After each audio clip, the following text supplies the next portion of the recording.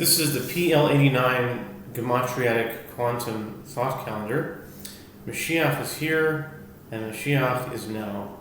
That means Messiah is here and Messiah is now. And this calendar is a solar and lunar calendar. It combines both the Gregorian calendar, which is the most prominent solar calendar today, on which today is December 31st, the last day of 2025. And it's a lunar calendar as well, which is represented by the Hebrew calendar, which is, I don't know if it's the most prominent, but certainly it is one of the most prominent lunar calendars.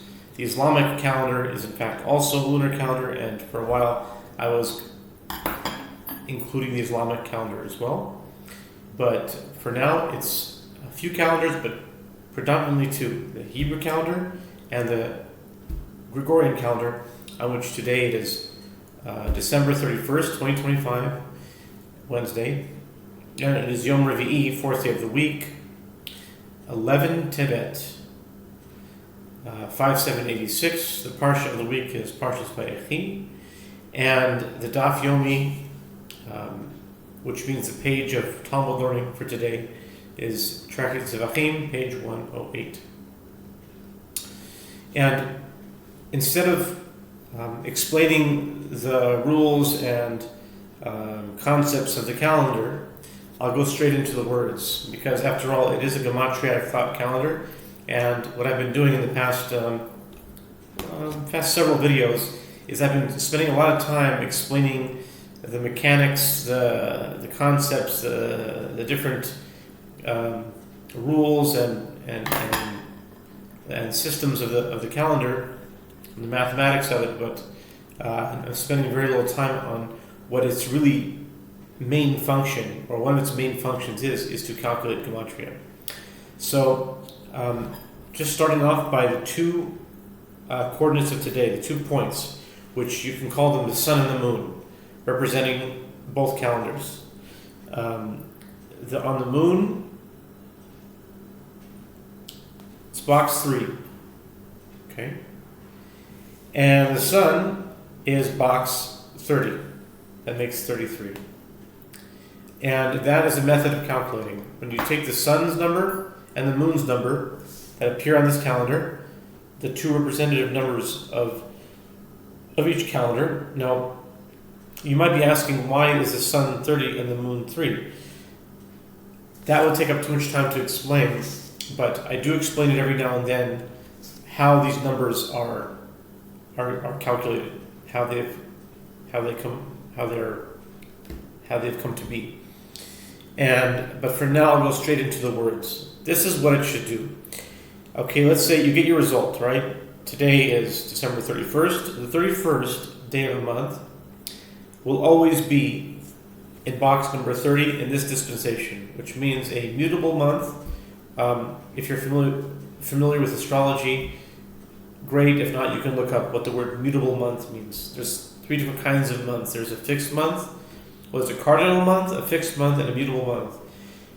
In this calendar, all mutable months, like December, March, June, or September. September you won't have a problem. June you won't have a problem. But March, it will come into play. And December comes into play. Because March and December both have 31 days. So what happens when you get to this box, which is the 30th day of the month, and then you come to a month like December where you have 31 days, do you go to the next box and count this 38 as 31? The rule is no. See, I couldn't help myself. I'm already going back into the rules again. All right, but I'll just go with that one for now. 31 stays right here.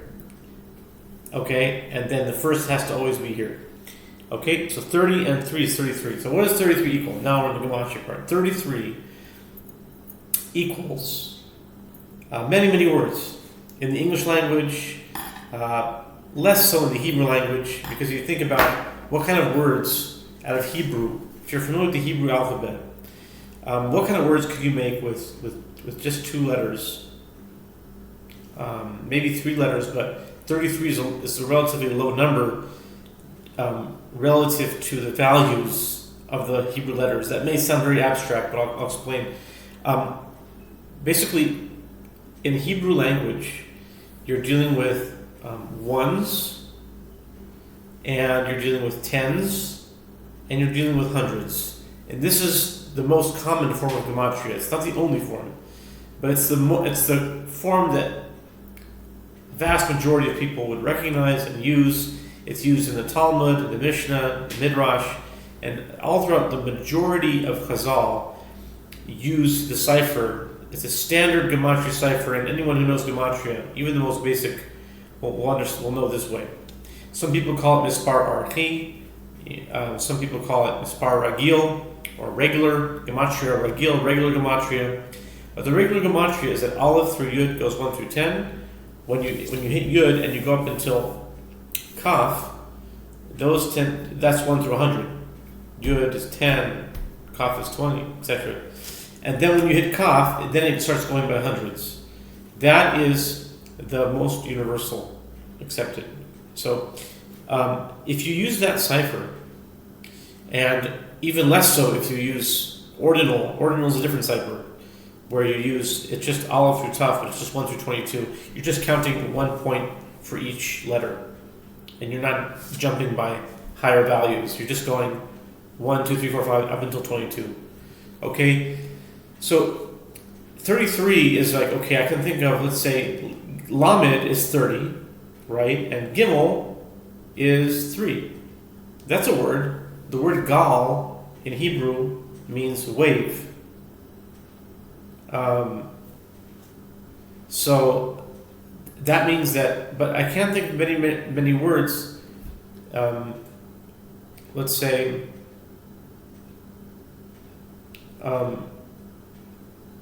Kaf is 20, and then I would have to add 13, right? So Yud Gimel,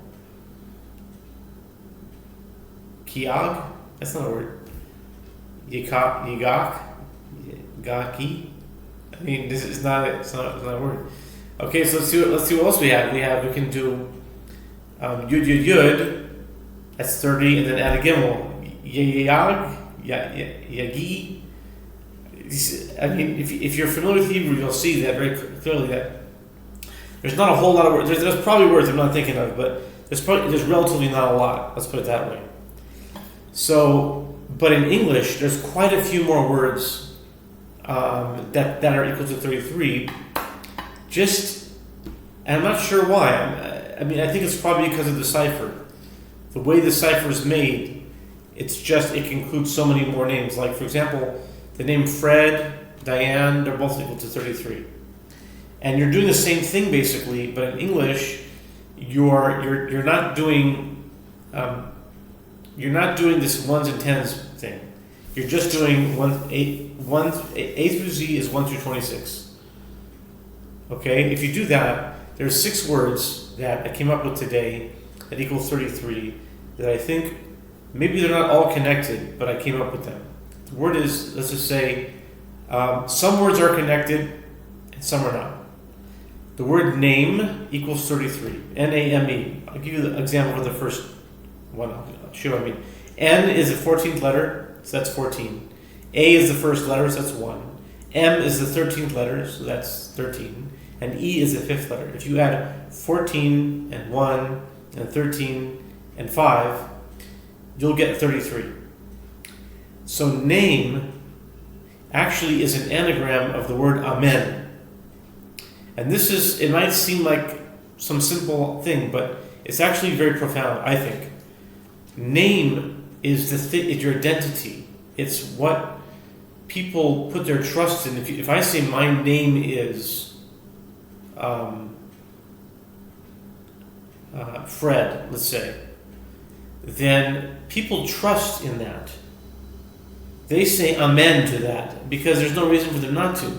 That's why when someone gives a fake name, it could be that they're called a con artist. They're conning somebody. Why are you conning somebody? Because you're gaining confidence. Confidence is like trust. It's like saying amen. When you say amen, it means you have confidence in that thing. When a person is a con man, they're gaining trust in a wrong way. So the word name and amen are quite connected, even though you might not think about it. But if I were to just look at letters, I might not make that connection so quickly. I mean, some people have a habit of switching around letters on their own right away. Some people might do that anyway. But that's also a technique with this calendar.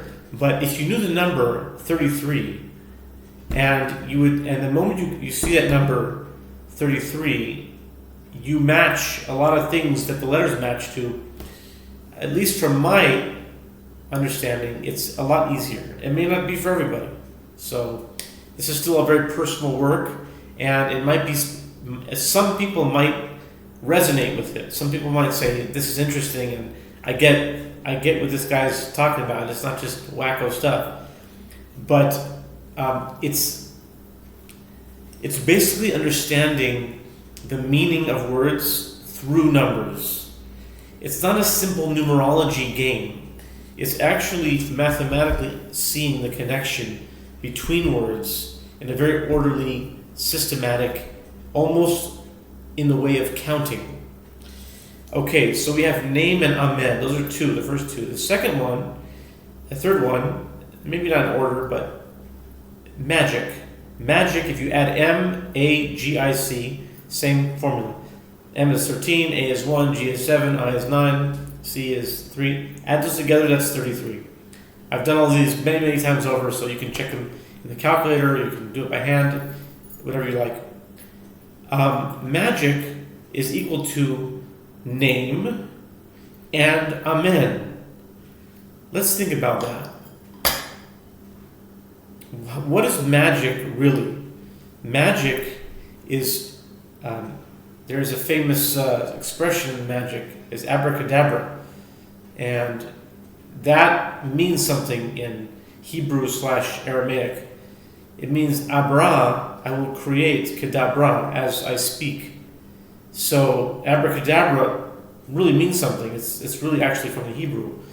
And the real magicians, I mean, you look at someone, in Las Vegas that saw somebody in half and everyone goes, wow, or David Blaine who suspends himself in a box of ice water for a whole week. That's interesting, that's amazing, but that's really not the essence of what magic is. The essence of magic is actually creating things by meditating on words. And that's the basis of alchemy, understanding the elements, the actual building blocks of reality. And those are used and they're worked with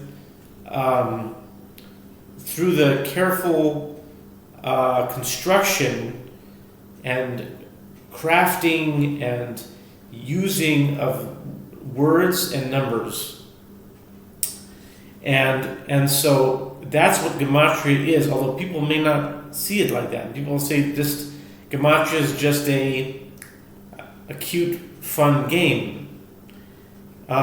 You might call it a game. In fact, the word game has the letters gematria in it. It can be like a matching game, but it's much more than that. Gematria is much more than a matching game. Just came with that right now, but it's true. You have all the same sounds. Gematria has matching and game in it. It's a matching game. Gematria. But gematria is much more than a matching game. Okay, I'll continue. I'm kind of getting carried away with that, I think.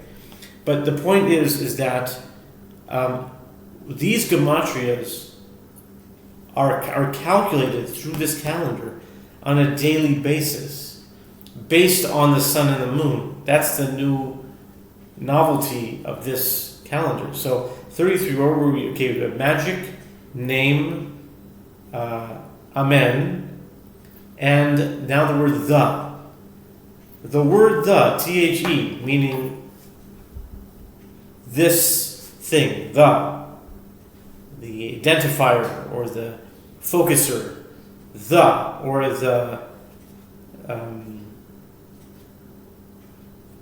the thing that makes it known, the special, the equals 33.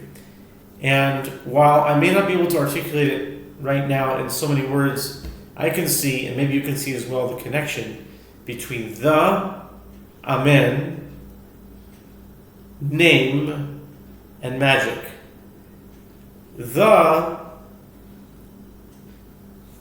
gives special emphasis on something.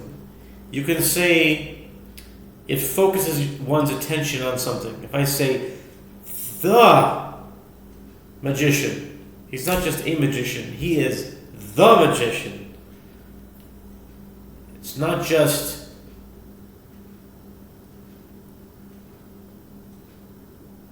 a deal, but it's the deal of the year.